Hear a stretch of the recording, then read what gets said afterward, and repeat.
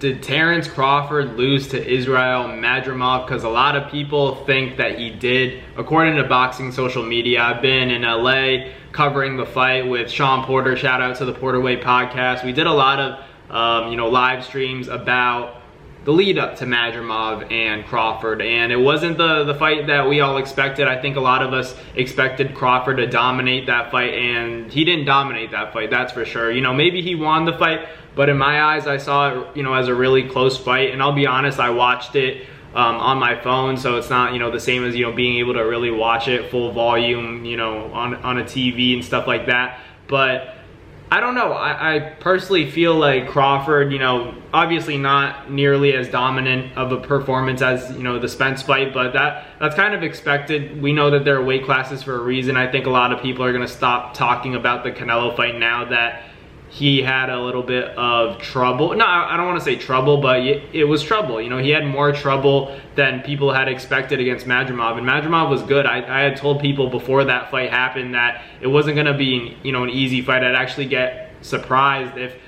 Crawford gets the stoppage win, because this is like one of those durable 54-pounders. I think if it was Charlo, maybe Crawford would have gotten him out of there. But the style that, Madrimov presented, very, bouncy, very Dimitri Bivol / Triple G like, and threw those right hands really stiff and hard at Bud. And, especially in the early rounds, Bud struggled to find his rhythm, get the distance, and kind of understand, the patterns that Madrimov had. And I think Madrimov definitely had moments where he slowed down, but Crawford did too. I think Crawford looked a little bit slower to me at 54, but it was his first time debuting there, and he had to deal with a lot. It's a lot of adjustment, fighting at 47 as many times as he did, and then fighting at 54 for the first time, where these guys are much bigger than the fighters at 47. So I'm not going to say that Crawford had the worst fight of his life, but it was definitely a very challenging fight. Maybe he didn't get hurt or, drop like we saw against Mean Machine, or really hurt like Gamboa, but there were a lot of problems that Madrimov was causing for him. Because if you guys look at Sean Porter, probably one of the toughest fights that Terence Crawford had. We thought Spence would put up a better fight, but the reason his styles make fights. And for Sean Porter, he was very mobile, he's very bouncy, a lot of feints. Even though he doesn't have the most power, he's active, high volume, high activity fighter, pressure fighter. And Madrimov was also like that. He was very bouncy, a lot of movement that was awkward and made Crawford think about, committing to shots and committing to his combinations. He threw a lot of combinations, but it was, a lot less than what we're used to seeing from Crawford. But that comes with the territory at fighting, at 154. It's definitely, like I said before, it's an adjustment. Not Crawford's best performance. I think that for me, what I thought, do I think Crawford lost the fight? First watch, I did think that. I did think that Crawford lost the fight when I first, finished the fight, and I need to re-watch it probably, because I was watching it on my phone, and it's not the same. I usually watch my boxing on TV, and I had to watch it on my phone because I had been out with family. But from what I saw, and what I was able to, gather, but I watched the whole fight on my phone. But from what I saw, Crawford definitely struggled. I think Madrimov did a lot of good work. I think people are still not giving Madrimov the credit that he deserves. And I didn't think a draw was out of the question. I honestly thought Madrimov, edged it out, but it was too close of a fight to say that it's a robbery. And Terence Crawford ultimately got the unanimous decision win. But I personally think Madrimov won that fight. I'm not going to call it a robbery, but I thought it was very close, and it could have gone either way, but I would have liked to see a draw, or, I gave the edge to Madrimov. That was just my opinion, but, people are going to get mad at that, but Canelo said it too. Canelo said it, I saw that, and my prediction was for Bud to get a win, so I'm not, being biased here, but I didn't think that Crawford really won that fight, at least convincingly. It was a close enough fight to say, whoever wins this, I can't be mad, but I thought that, in my eyes, that Madrimov was the one dictating the pace and making it difficult on Crawford. I feel like that should count for something. If you're making a guy second guess and then, landing that right hand at will, which he was, when a southpaw is fighting an orthodox fighter, that dominant hand is going to be, a straight down the pipe shot, and Madrimov was landing that right hand on Crawford pretty often, at will. But Crawford also got his own combinations, got a few uppercuts in the later rounds, definitely bagged the championship rounds, and maybe that's what really determined the fight for the judges, because they all had it unanimous. But for me, I thought it was a really close fight. I thought that was going to be a split decision. But hey, maybe Crawford, did more than what, my eyes thought he did, because I honestly had Madrimov, winning it. Really close fight, but it was too close, like I said, to call a robbery. But I honestly had Madrimov, edging it out a little bit. A draw wouldn't have been crazy to me, but also Crawford winning wasn't crazy to me either, because it was that kind of fight. It was one of those competitive fights where I don't want to be a judge in that fight, because it's a very difficult one to call. You don't know who wins that fight. In a rematch, honestly, both guys can make a lot of adjustments. Madrimov looked a lot bigger. Crawford looked pretty small at 54, but Madrimov's a big 54-pounder, but you just think about the Canelo fight and say, maybe put it on the back burner for now, because that was a tough adjustment for Crawford to make, in my opinion. Even Bomac,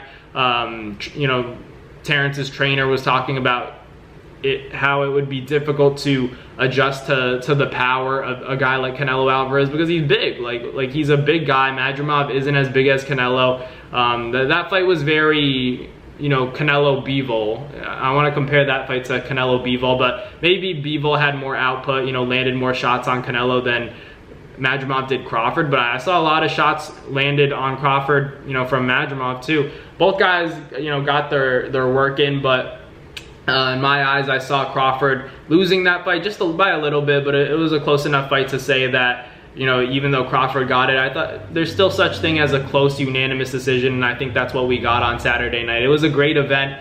A lot of upsets. We had Jared Anderson, unfortunately, but that comes with the territory. I saw him in his media workout, looked really good, but it's different. Shadow boxing isn't fighting a guy like Martin Bakole. It's a different beast that you're in there with. So it didn't really surprise me that Jared Anderson got knocked out, but let's see if he can come back better. And then we had Isaac Cruz and Rayo Valenzuela. That was a great fight. I'd say that was fight of the night, because that was how you put on a decision win and still make the fans excited about it. That's what Rayo did. He made Pitbull Cruz look like an amateur. He derailed those plans of the Tank and Pitbull rematch. I don't think that's going to be a fight anymore. That fight lost a lot of its stock, with Rayo ruining his plans, and now maybe Rayo gets that shot at Tank in the future at 140. But it was a great fight. Rayo showed that Pitbull Cruz isn't, he's good, but he's not that guy. He's not that guy when it comes to being well-rounded. He can't really box. He just tries to throw those haymakers when you least expect it, and he landed some clean shots on Rayo, but Rayo knew what to do.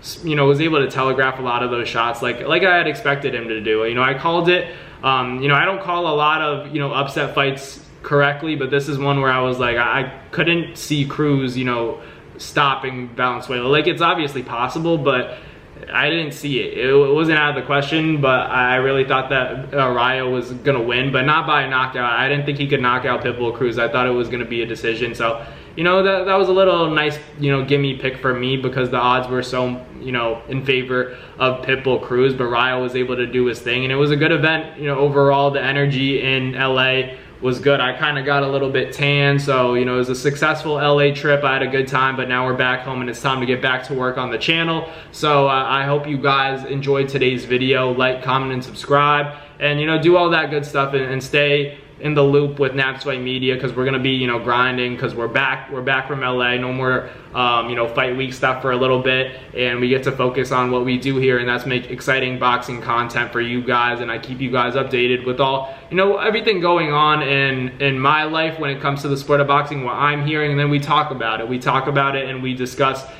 future fights, past fights, what we thought about it, what this means for the future of boxing, and prospects and superstars. We're going to talk about all that good stuff, but let me know in the comments what you guys want to see next.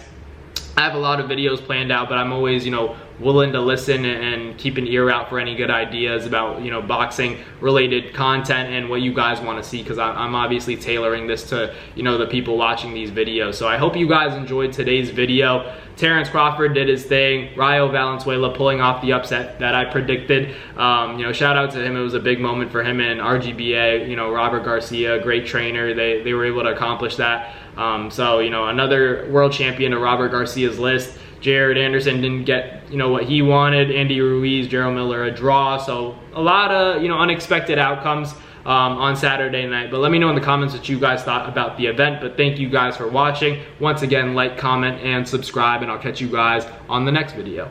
Peace. That's going to do it for another NASFIGHT Media video, guys. Thank you guys so much for watching. It's been your boy, Madrimov, with another video. Hope you guys enjoyed it all. Thank you guys for the constant support. Salute to y'all always. It's been your boy.